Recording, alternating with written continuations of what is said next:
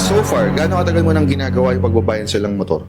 Actually, yung pagbabayan sale, Masipag ka, matyaga kayo, madiskarte kayo. Pero bakit parang hindi nyo pa rin nakukuha?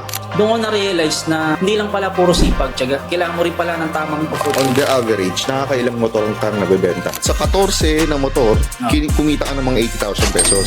Isang buwan. Pwede na, no? Sa isang motor, magkano tubo mo? Yung pinakamalaki, tubo, Yung pinakamalaki siguro mga 20. 20,000 pesos. So sa 20,000 pesos na kinita mo sa isang motor, kinita mo na rin ba yan sa forex trading? Oo, coach, kinita ko na yun. Yun nga ang nagustuhan ko sa forex trading. Pero mo yung 20,000, kinikita mo ng ilang minuto. Dito naman, kinita ko na siya within one week. Combination siya ng trading bot tsaka manual.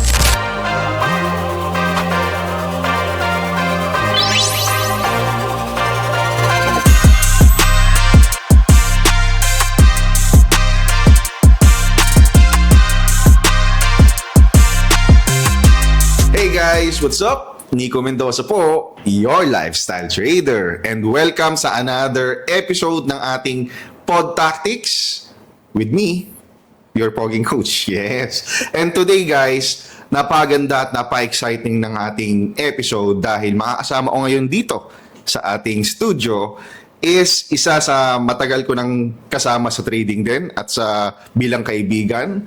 Let's all welcome ang Boss Jules ng Montalban. Yes! Ayos! Oh, yung helmet mo. Suot mo pa. Asan yung mic? Kasi, Yes, tagang naka-helmet pa. Saan ka ba galing? bali sa amin, sa Montalban. Ayos. So again, Julius, welcome sa ating Pod Tactics ha. O bagong lahat, bati ka muna sa mga manonood mo. Yo mga boss, kamusta? Actually, kinakabahan ako first time ko sa ganitong podcast. Thankful ako kay Coach Nico at sa Lifestyle Trader Academy at nabigyan ako ng chance ma-interview sa ganito. Thank you. Nep. Anong tawag mo sa mga viewers mo? Mga bossing. Mga bossing. Kasi followers, mga tawag ka followers. sa mga tang tawag sa'yo ng mga followers mo ay Boss Jules. Boss Jules. TikTok. Dahil Julius nga pala, no? Akala ko tawag mo sa mga followers mo, mga, Boss Julnatics.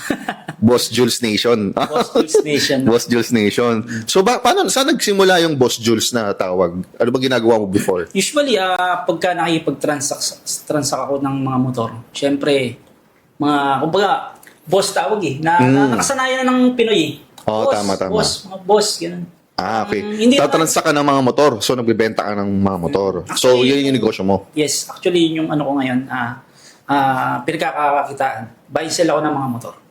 So, aside sa pagbibenta, buy and sell ng mga motor yan, di ba? Yes. Yan lang ba pinagkakabalaan mo? Or before, ano pa mga pinagkakabalaan mo? Before tayo mapunta sa forex trading career mo? Before, nagbabiyahe rin ako ng angkas. Kaya pala itong bit-bit mong, Oo. bit mong marami-raming pinagdaanan yan Actually, 5 years ako nagbiyahe ng angkas. Kaya, 5 years. yung Metro Manila, kabisado ko yan kahit di ako nag-base. Okay. So, I heard okay naman ang kita sa angkas, di ba? Oh. Like may mga incentives din yata yan? Kaya lang, meron kang kailangang targeted na biyahe para may mga May goal pa rin. Yes. Na para makuha mo yung incentives, kailangan mo ng might yun. Yes. So, kamusta? Like, bigyan mo ako ng idea, no? Like, in a day, nakakamagkano ka neto sa pag-aangkas? Before, bago naman ako tumigil ng angkas is, yun yung time na wala pang kalaban. Kasi ngayon 3 na eh. Okay. Yeah. So, naramdaman ko noon medyo humina. Pero dati, nakakapag-uwi ako ng malinis sa bahay, mga 2,000. Malaki, I mean, talo mo yung... Kasi magkano ang minimum wage sa Pilipinas? Oo. So, 2,000 before. Pero ngayon, magkano na ang kinikita? Nung last time na meron ng mga kalaban, like yung Joyride, Move It, Oo. nagre-range na lang ako ng 1,000 eh. 1,000. Pagod na pagod pa ako nun. Ilang oras yun? Siguro mula umaga hanggang gabi. Like, anong oras yung nagsisimula sa umaga? Siguro mga 6, gising na ako niya. Nasa karsada na ako. Tapos makakauwi ka ng? Siguro mga 9. Grabe. Oo, nung nagbibiyahe. Katwiran ko kasi, kaysa tumambay ako sa bahay, which is mas magastos, sa karsada lang ako, kikita pa ako.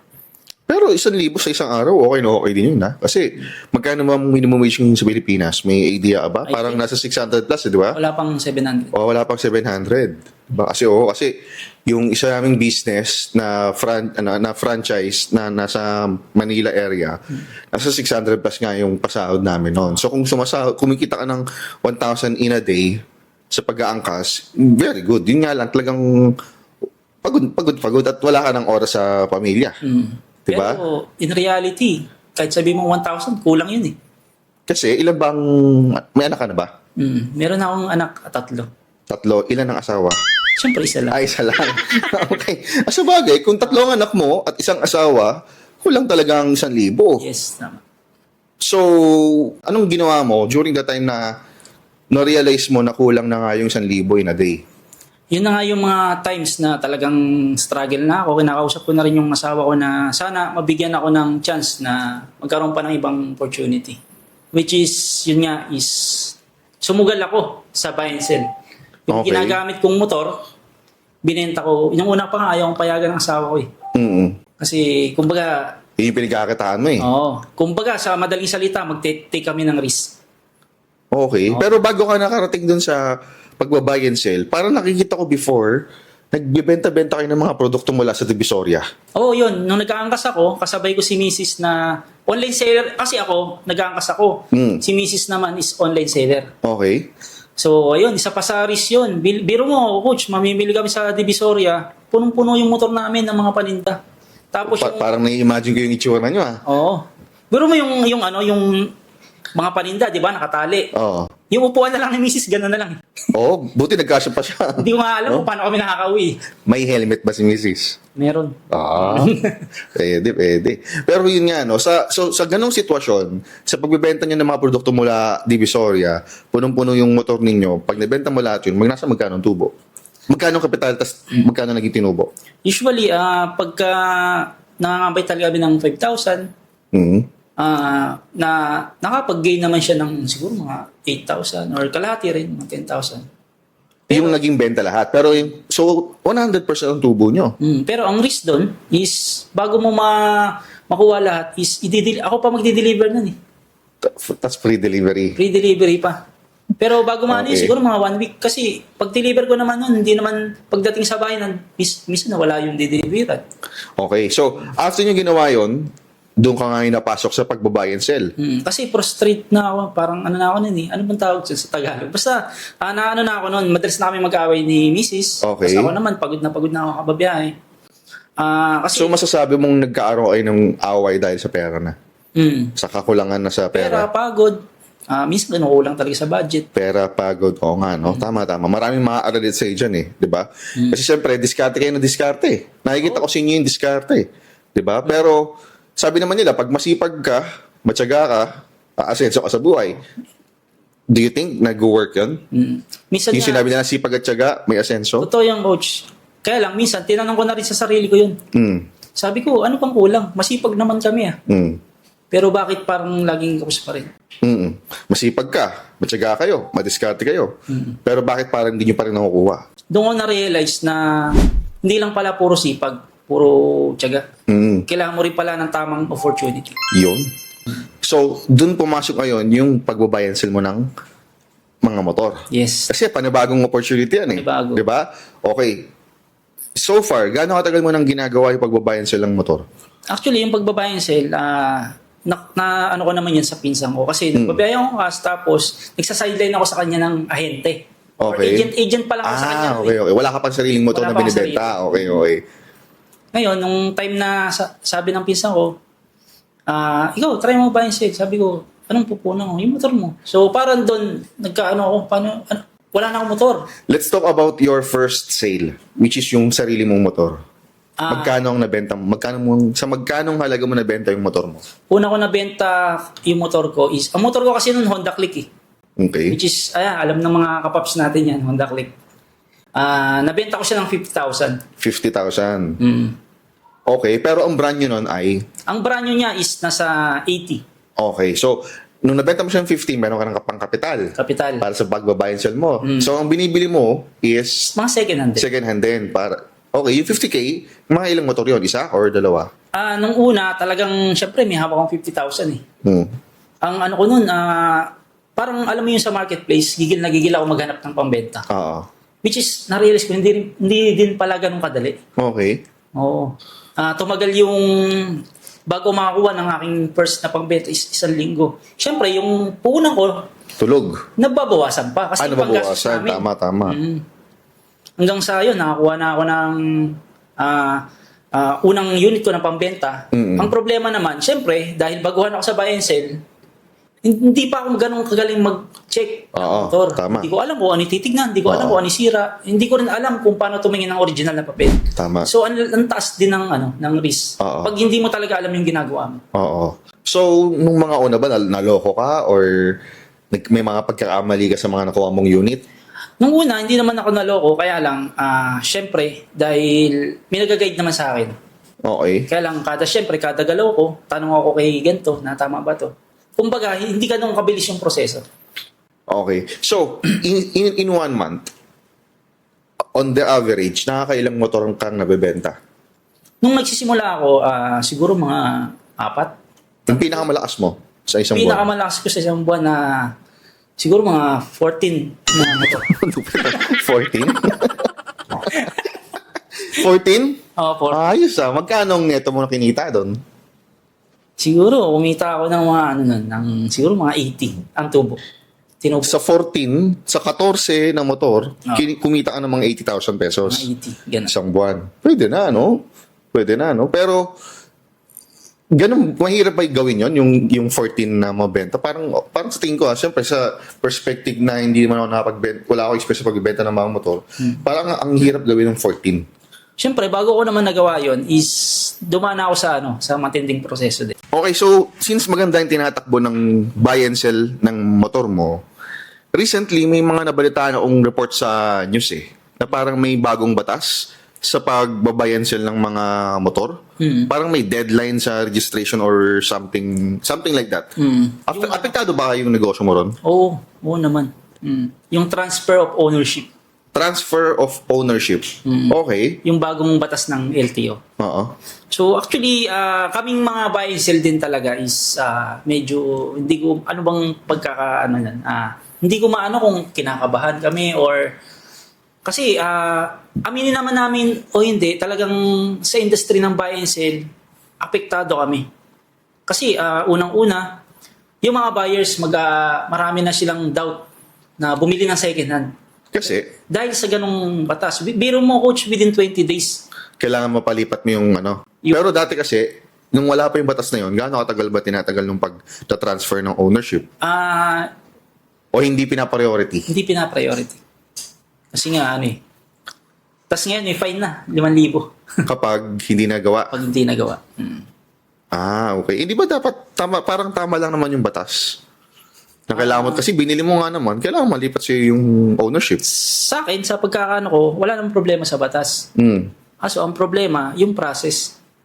Mabagal yung proseso kasi. Hindi Okay. natin, Tsaka kahit pa paano, syempre, bilang mamamayang Pilipino, kumbaga, kahit pa paano, maabala sila May abala, dagdag pasanin, kumbaga. Oo, syempre, ako, kung ako nagtatrabaho ako, biro mo, kailangan kong umabsent para asikasuhin lang yun. Okay. Gets. So ngayon, since sakto nagkaroon din ng ganyang mga changes sa negosyo mo, paano ka naman napasok sa forex trading?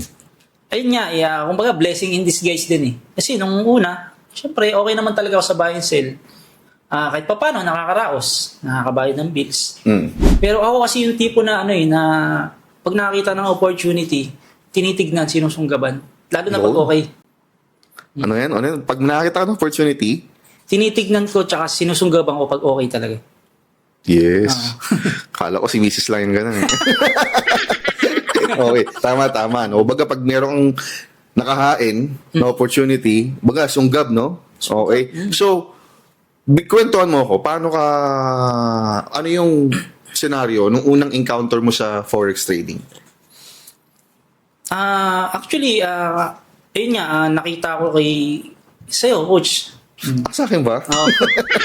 Kasi nakikita ko, unang-una, syempre, kumbaga, nakikita ko to sa Facebook, sabi ko, okay si, Coach Nico, ang ganda ng lifestyle. So, tapos, ayun, hindi ka naman mahirap i-reach out Okay. Oo, kumbaga syempre ako, lumapit ako sa iyo, coach, ano bang ginagawa mo?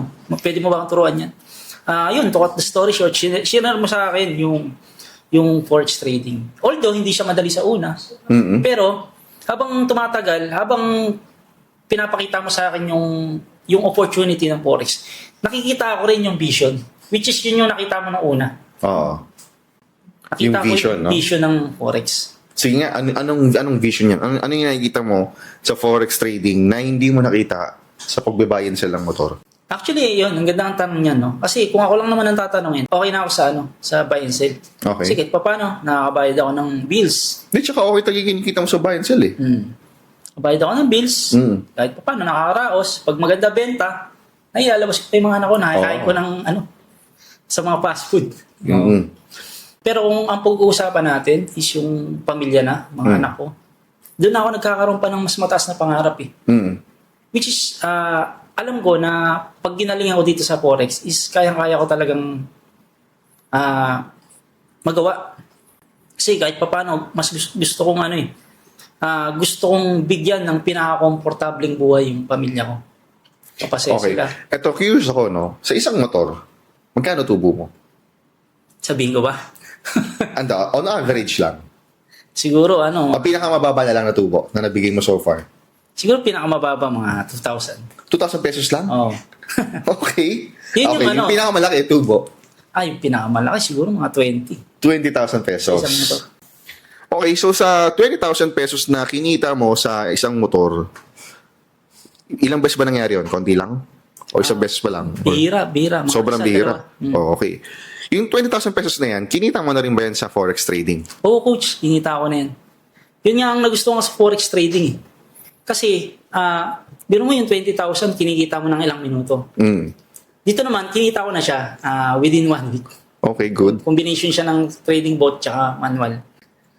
Okay, so manual trading, ikaw yung gumagawa mismo ng trading, tapos trading bot. Yung trading bot, yan yung si LTA Gold Algo. LTA Gold Algo. Now, my next question for you is, paano mo ihahalin tulad or meron bang pagkakaparehas yung pagmumotor mo, pagbabayan sa lang motor, at saka yung forex trading? Pagdating sa sa risk, syempre sa forex trading, lagi nandiyan ng risk eh. Yung risk. Pwede kang matalo. Pwede kang matalo. So yan. Pero sa pagbibenta ba ng motor, walang talo? Meron. Anong talo dyan? Unang-una, ang risk dyan is, syempre, maghanap ka ng motor, marami kang kalaban na buy and sell sa market price. Paunahan kayo eh. Tapos, yun, pagpunta pa lang ng pagkukunin mo yung motor ba?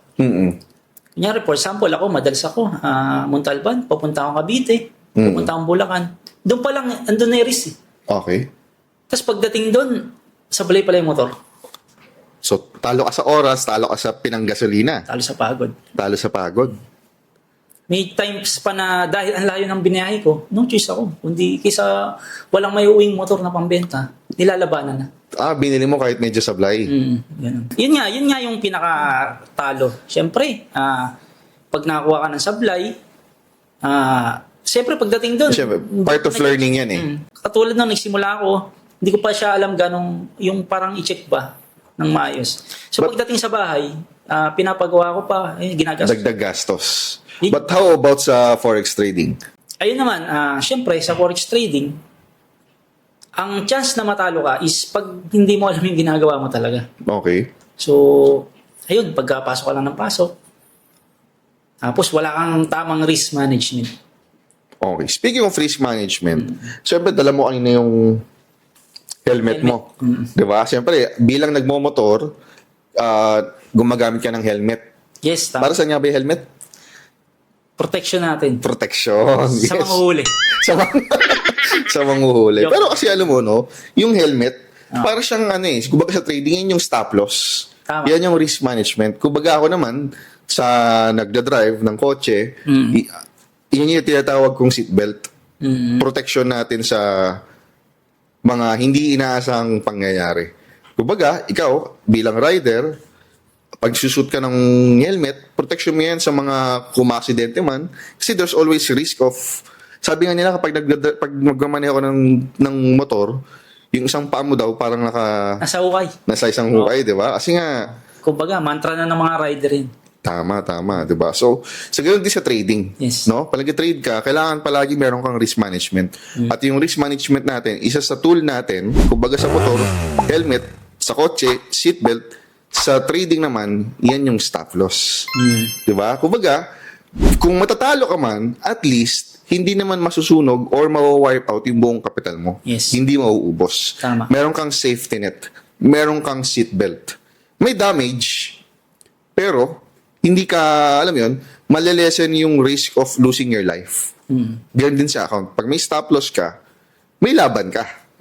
Kasi matatalo ka, pero hindi ka naman naubos. Therefore, meron kang opportunity na makabawi pa rin. Yes. Kesa naman, kung palagi ka naka-all-in, di ba? Nangyari na ba sa'yo yun? Na nag-all-in ka sa isang motor, tapos wala, olats. Nangyari na. Di ba? Ganoon din ako eh. I mean, lahat naman ng traders dumadaan sa ganung level na talagang ayaw mo maglagay ng stop loss, there's no safety net, at nung nangyari na yung hindi inaasahan, wala. Zero. Same with driving.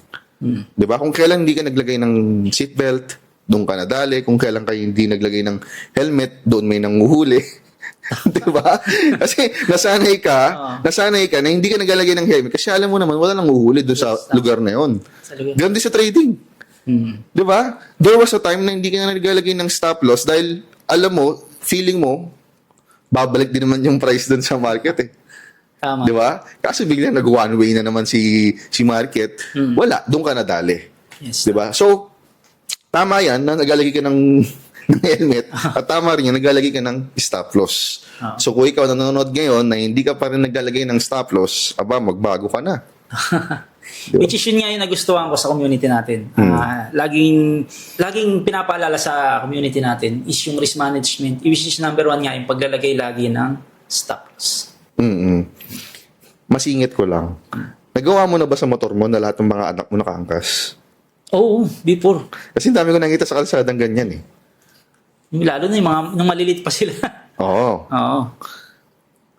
Is there a moment na one of your kids natakot or may nasabi sa'yo na parang ayaw niya na sumakay sa motor? May times na na nangyari kasi ganito. Siyempre sa part ko, hindi natin maiwasan kahit sa sobrang ingat mo. Yung mga kasalubong mo hindi mo sabing lahat sila maingat eh. Tama. So, may times talaga na kahit sobrang ingat mo, At saka kahit maingat ka, kung sobrang dami mong sakay, tapos sa mga kasabay mo naka 4 wheels, 2 wheels versus 4 wheels, doon pa lang dehado ka na eh. lugi ka talaga. 'Di ba? So hindi lang actually yung helmet ang kailangan mo eh.